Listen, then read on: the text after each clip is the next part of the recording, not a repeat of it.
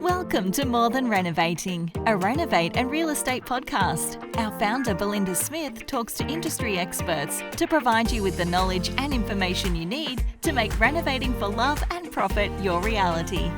Belinda will also chat to some of her Renovation Mastery members who are just everyday people doing extraordinary things, following their passions in the renovation and property space. So, let's jump straight into the episode. Enjoy. Hi everyone, I'm Belinda Smith and I'm from Renovate and Real Estate, and today on the podcast, which also gets streamed into YouTube, the podcast More Than Renovating, I'm really excited to have with me Robyn Audsley. Robyn is a Renovation Mastery student and has also worked with one of our renovation coaches at a higher level to grab a property and to make changes to that property for the purposes of a flip. Welcome, Robyn. How are you? I'm very good. Thank you. Thanks for having me. It's so nice to have great people inside my group, but also great people join me on these podcast recordings. And as you know, this is a casual chat because I think that, when we just talk about our own stories, a lot of people really resonate with all of us, where we started and where we are now. So let's start with that. Where do you live and what's your current occupation? Oh, right. So we live on the Gold Coast. We're very lucky to live on an acreage property in the hinterland of the Gold Coast, and it's just a stunning piece of the world. And we've lived here for 22 years, raised the kids here, built the house, built the property, all that sort of stuff. We also have a company, a fire alarm company, and we've been doing that for 12 years as well. So we sort of got to the point in life where we're like, kids are growing up, time for a new challenge. Real estate's always been something that I've been keenly interested in. So and getting into renovating is a nice challenge. Yeah. Okay. So tell me a little bit about that. Like, where did you start your real estate journey? How young were you when you bought your first property? At the very first, like our very first, not let's take it right back. Gosh, back in the horrible 80s, where the interest rates were like 18%, and you finish school and you're 23, and that's what you should do is buy a property. So that's what I did, and Steve, who's my partner, that's what he did as well at around about the same age. Of course, back then we were just we were almost a slave to the property, to the house, really, just because the interest rates were so high. But that's what you did. That's what we were led to believe, that's what you need to do. So that's what yes, is just to get a start. It's fascinating you say that, because a lot of pushback from buyers right now is all about the increased interest rates. And because you and I have come from the era, my highest rate was 17.7%. Because we came from that era, I look at the interest rates now and they don't bother me at all. No, not at all. I mean, this is what we keep trying to say to people. This was normal. This was exciting. This was exciting. Yeah, these interest rates were what we longed for. Yeah, exactly. So that was the first property back then, and of course it was still a horse property, still an acreage property, to have the horses, to have the dream, and that hasn't changed. And then after that one we bought this property that we have now. Okay, so investment properties. Yeah, we did the thing that you do, which is buy all the wrong things and buy a property off a developer in Mackay just before it's about to take the big tumble. And to date, which was back in 2014, and to date it still hasn't recovered its property value. So it was an NRAS property, and we were definitely sold a deal on that one, and that was the moment that I realized, as much as I always wanted to do real estate, like invest and stuff like that, that was the point I realized that education is key. And I didn't have it. I made a huge mistake, which caused us a lot of stress. Yeah, I don't feel bad. You're not the only one. No, I know. Really common. So those developers are in the business of building properties and getting them sold. They actually don't care what happens to you 10, 15. Well, not some of them do, of course, but a lot of them, they're just in it to make their quick buck. So they actually don't really think about what that property is going to look like in 10 or 15 years. Is the rental income, has that been okay in order for you to hold the property? No, it's been no, because it's an NRAS property number one. So, you know, the rent that you get from it is already 25-30% less than the market, but the market is so poor in Mackay because of the mining downturn that occurred almost immediately after I bought it. That no, it doesn't. But you know, because we made such a loss on it, we were always told just to, you know, we could afford to keep it, so we just sort of chug away with it. Yeah. And we still are, you know, it's coming close to its 10 years, and then it's out of that NRAS, and NRAS is no longer anyway. Yeah. They've scrapped that. So what we do with it after that, I don't know. So the thing that upsets me most about that is just the opportunity lost, because with that same amount of money, there were almost anything would have been a better deal, like almost anything. Yeah. So, you know, I always say that when you go and do some of these education programs that are around, if people say, hey, I'm going to teach you how to be a good investor, and I'm going to teach you how to do all of your facts and figures, and this is all about negative gearing, and look at the tax deductions, and at the end of the night or the weekend, they say, oh, and by the way, I've looked at your position and this would be a great property for you, and they've got something for you to sell, I always say just run a mile, because I think we can invest in our own education and learn. Like you've been an awesome student of ours, so you've learned so much in the last, you know, couple of years even, and would do things differently now that you're with the right info and the right team. Yeah, and you know that that was an uneducated decision. I mean, at the end of the day, you know, I thought I knew, because I've got an accounting background, I knew negative gearing. You know, you just thought that was the right thing to do, and of course, it was the absolute worst thing that I could possibly have done. But anyway, that was what was done, and so it did set us back for a good number of years. And then, of course, the company, you know, construction industry turned into a tragic mess, and the company got into all sorts of financial trouble, and life became super stressful. So I then started to really look at real estate again as a medium to get us out of the financial difficulties that we were in, to give us a little bit of flexibility and financial freedom, all those things that, you know, that we want. And I knew that real estate could do it. Yeah. It's just, I also knew that education was key, and I didn't have it. Yeah, just making wise choices. So, all right. So tell us a little bit about your next, the property that you've bought, and that I know you've just done a fabulous renovation on with some to do, but it's awesome. It's yeah, it took a lot to.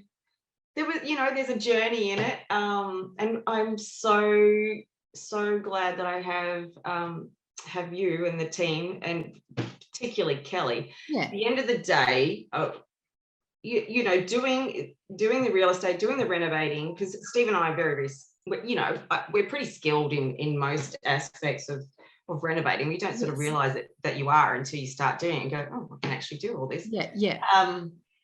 So, but it was having the confidence to move forward and know that I wasn't going to make another mistake like I did with the Mackay property.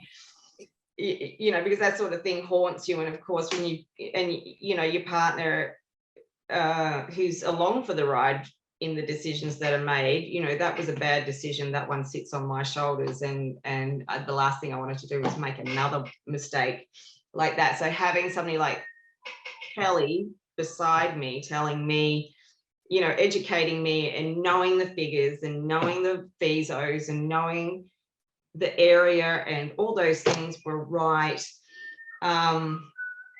was it was just priceless, really. I would not have done it, because I would have still just kept dreaming and looking at what other people are doing on Facebook and wishing it was me, but just not having the confidence to, even though we were in a fantastic position to, we owned our own home, we had plenty of equity, we didn't have a debt in the world, so we're a perfect opportunity to get out there and start doing it, and really should have been doing it a long time ago, but again, lack of confidence, lack of knowledge. So having Kelly beside me was so common. And don't beat yourself up, Robyn. Like, I speak to so many people coming into the group, and particularly if they've had a business fall over, or some kind of deal not go so well, or there's family tied up in a property deal somewhere that makes things complicated.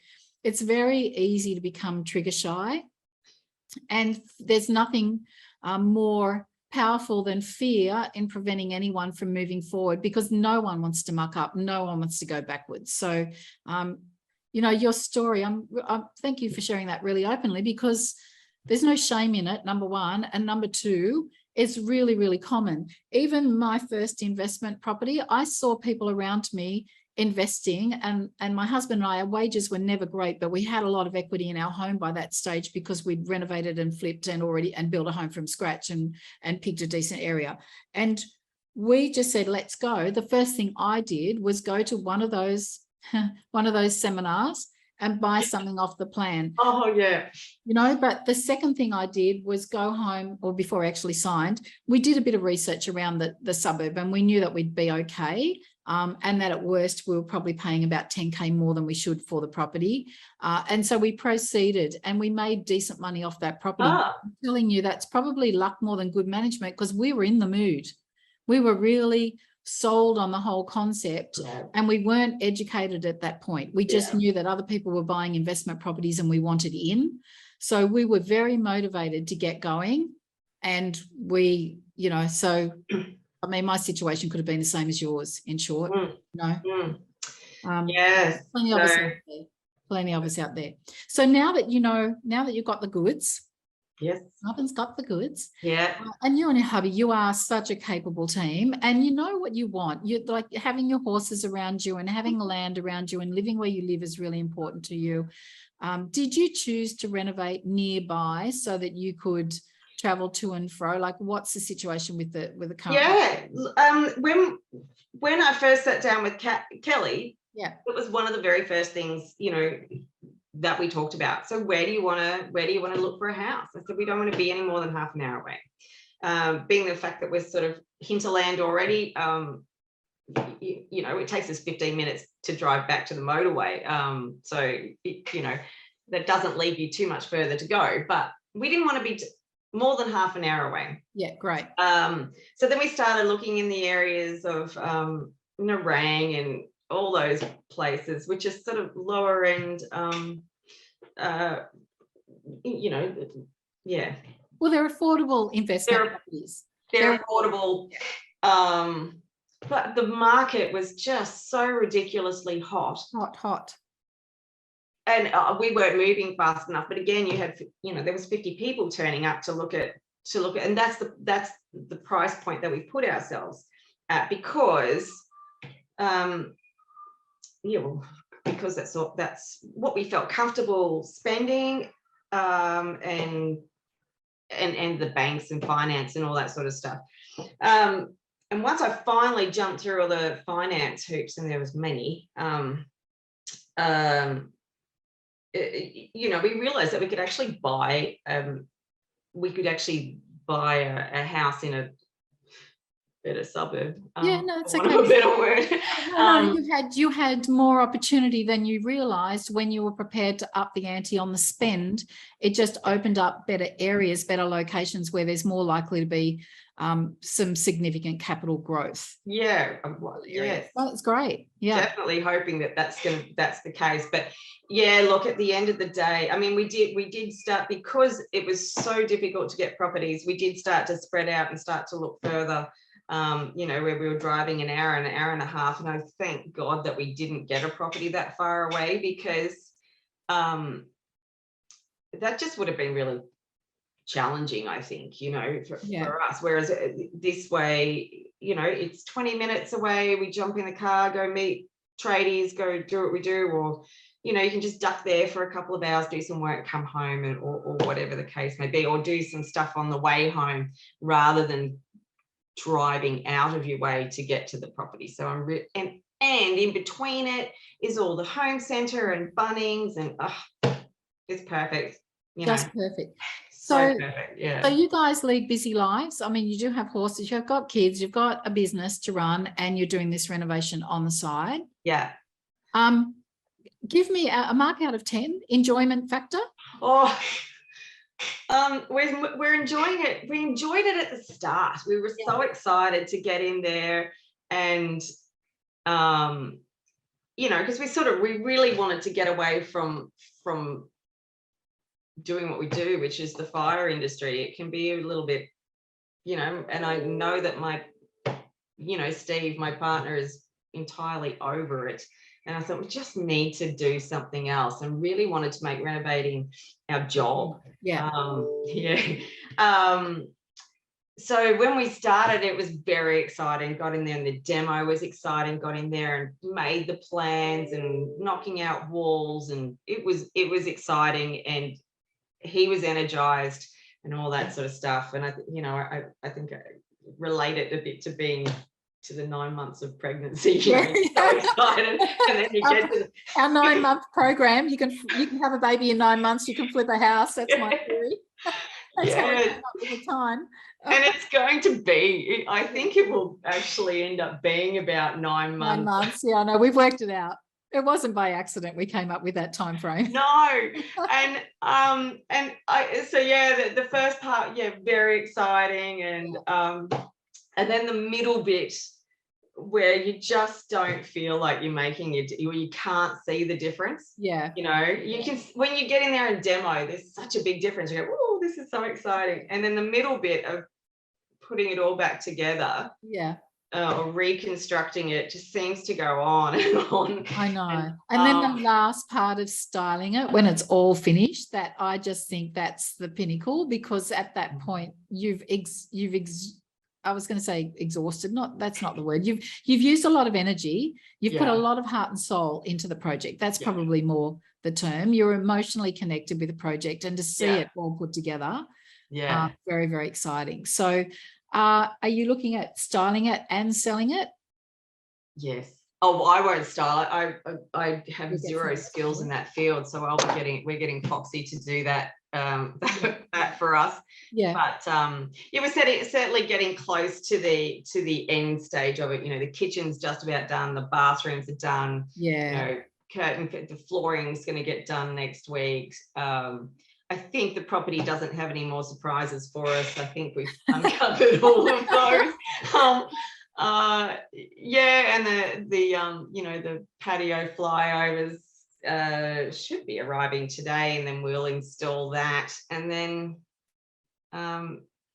we should be close to finished. How much DIY did you guys take on? And if you had your time over, would you do the same amount of DIY, more or less? I've given this a lot of thought, because we would do, what we're going to do next. And I asked Steve, what would you like to do next? And on different days you get different answers. Let's do this again, or no, not do this again. Yeah, that's understandable. Yeah.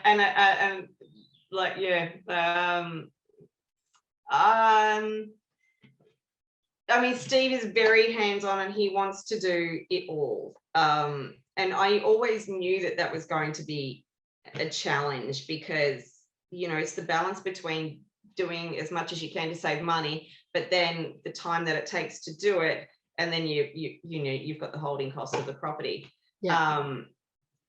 This way is, the fact that we are doing the majority of it ourselves is of course challenging, satisfying, and I think it will be really satisfying when we finish it, to really look at it and go,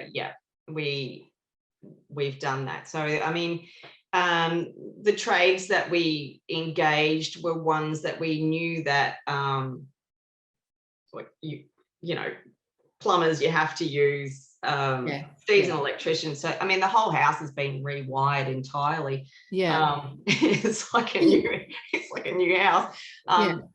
Tilers, things like that. Think trades that you know that you can't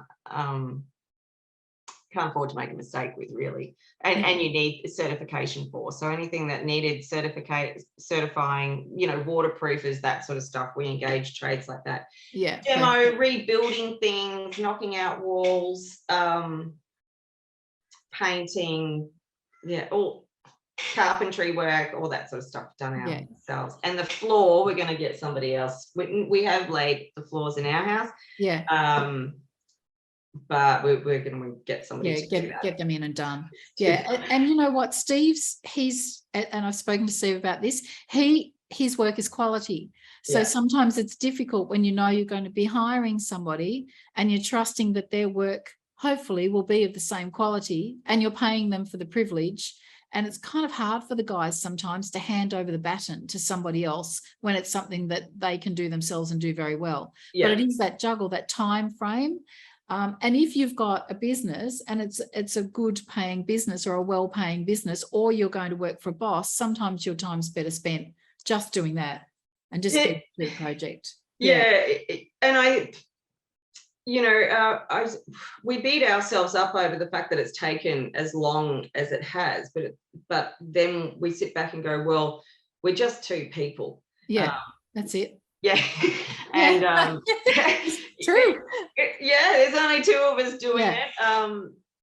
And you know, and still doing everything else that you do in life. So we have to remind ourselves not to be so harsh. And I know that there's and who says how long it needs to take? It's just it's just a guideline, isn't it, that it takes 3 months to do a renovation on a house. Well, look, the thing to factor in is just the mortgage repayments, like how long you want to hold a property, because every month it costs you money to hold. And so long as you're aware of that and you've factored that into your feasibility, if you wanted to do more DIY, then it is an individual choice.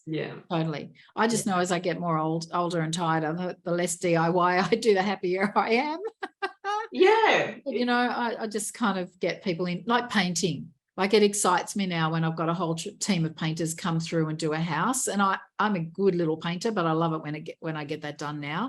So there's some things I've just handed the baton over to. Gyprock's the same. Gyprock, I just think I'm just not going to do that anymore. Hubby and I, we did a whole house when we're in our early 20s and thought, okay, we'll do the occasional job. But other than that, we're just going to get a team in to do that now. We've done...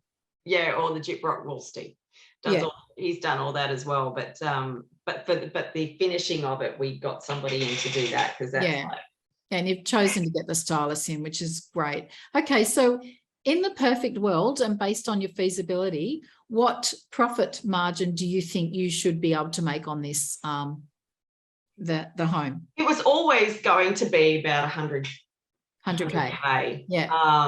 Based on the feasibility. Now I have spent more than, so now it's sort of sitting at about the 80. But you also, when you were, I think the kitchen is something that you chose to do a little bit differently, up the ante on. And when we spoke about that, you were a little bit excited about the type of home that you've managed to produce. Like, you've upped the ante on the look of the home and the value that the market can possibly support locally. I hope. And I'm keeping a keen eye on what's going on in the market. It's still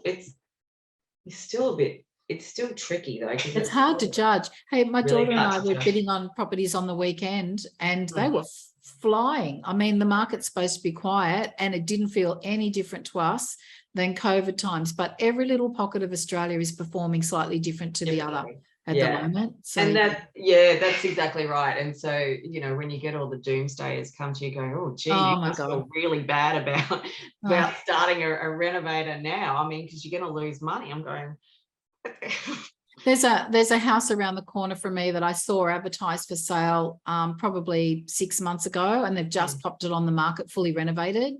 And I've looked at what it's marketed for. If they sell it anywhere near there, and they should, they're going to make substantial profit in this market where all the doomsayers are saying don't do it. It's you know, so there's a house up the road. We watched that one when we looked at the house that we bought. That house also came on the market that very same weekend.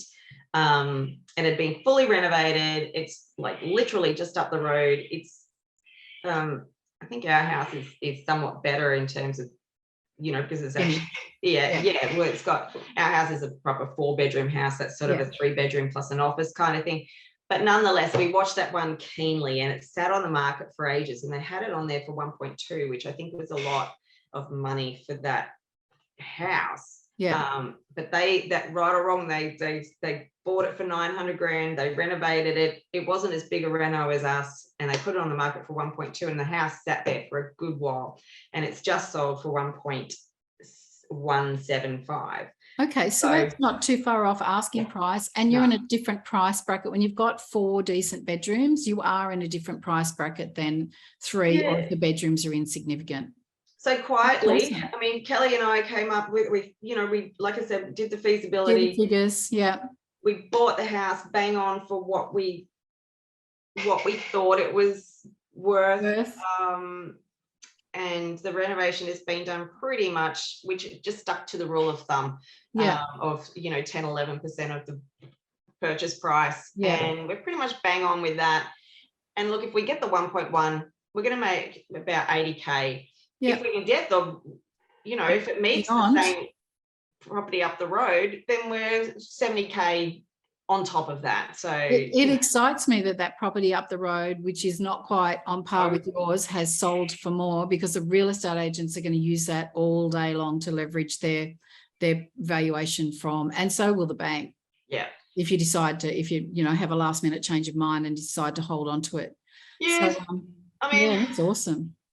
I really don't know what the right decision there. I think you're being conservative, Robyn. I think you're going to go really well. She goes, I'd like to think so. Me too. Going well. If we don't, it will be really, I know it will be a little bit defeating, particularly for Steve. There's no reason to think you won't. You've got social proof up the street, so I think that's so good. Such good timing. Such good timing. Okay, so what's next for you guys, do you think?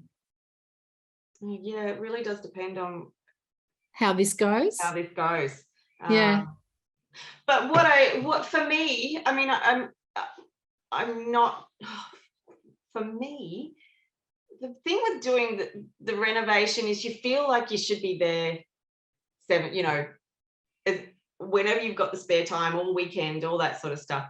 And so then those things that you like doing, like riding the horses and all that sort of thing, gets put on the back burner. So, and I feel very guilty about that. So once this house is finished, I'm going to ride the horse. Ride into the sunset for a few months and enjoy it. Get back to doing that. So the horse that I got was one... I bought him just before I got the house. I know. So I saw pictures. I saw pictures of you standing behind that brand new horse, thinking, "Oh, okay, this will be interesting." I know. I feel bad because he's basically been waiting for me to hurry up and finish the renovation. That's wonderful. And then after that, we really need to figure out our game plan. Really. So moving forward, again, we've sort of left things a bit late in life, but the idea is to start creating a portfolio so we get some passive income and really start focusing and working towards that. So the renovation for this was about the journey, about doing it, and about making money. The next move needs to be about creating the portfolio and trying to create that wealth, not just from cash money, but from asset money, equity and things like that, and passive income. So that's the next game plan. So we'll have to think and choose quite wisely there what we do. Thinking about duplexes, things like that we can renovate, keep one, flip one. Yep. That sort of stuff. Yep. Good plan. Or subdivision. You're around places where there's large land lots, so you might be able to do something like that. But you know what I love? Just the fact that you're up for pausing, enjoying the fruits of your labor. Like take a break, ride the horse, and just reassess and plan your next right move. And I understand if you want to take it slowly, because I would hate to see you do something where you went backwards. There's no reason for that. There's no reason for it. Take your time, plan really carefully, and make every next right move an absolute winner. Yeah, and it really all the way to retirement. It needs to be. I mean, like I said, we've left things a little bit late in life to get going, so those decisions need to be the right ones. Yeah, and it's just about finding the right people to the right communities and like where to guide you. Yeah. Well, thank you. It's really nice. I mean, that's why I set it all up, and we offer the level of support that we do, is because we do want to take people towards retirement with a smile on their face. And it upsets me about all the missed opportunity that you guys had along the way with that dud property, but it's a common thing. It is a common thing. And in the end, we can only look forward and we can't look back. And you've got plenty of years up your sleeve. Yeah. Let's go, girlfriend. And there's so much learning along the way. And at the end of the day, like I was speaking to my daughter this morning, because we're doing the podcast, and wanted to know what she got out of us doing what we're doing. And she, she's well and truly learnt from our mistakes, and know that there is so much education opportunities out there, so that they can so easily set themselves up for the rest of their lives without battling away for 20 years at a job. Just trying to pay a mortgage sort of thing. So and not make silly mistakes along the way. So but never underestimate the impact that you and Steve just had on your kids by grabbing that property and getting as far through the renovation as you are to date. That's a big deal. It's really cool for the kids to watch stuff like that. Changes the way they feel and act. I hope so. It's awesome. I mean, you sort of think in a romantic way, you think, the family will all get in and we'll all pitch in and do stuff together. No, that's not going to happen. And teenagers there are absolutely not going to do that. Certainly not willingly, but they are still subconsciously, they're still observing and still taking it all in, and and hopefully the benefits from it all shine through, and that impacts them in a positive way. Opens up their mind to different financial opportunities other than going to work in a job and coming home and spending that money, or traveling or renting. That just breaks my heart when I see kids just give up and think that they're going to rent. I don't mind renting, but if you've got the chance to be a property owner, you've got a much better retirement ahead. And they do. I know that they all feel at the moment, and so does many people, that it's all doom and gloom and it's just unachievable, and the interest rates and blah blah blah. But like I said, when we first started, it's all relative. The interest rates were 18%. I think I was earning $18,000, and so it's all it's all relative. That their starting wages are like $60,000. So so it is relative. I remember thinking about how many ways I could cook mincemeat or sausages. Like we potatoes.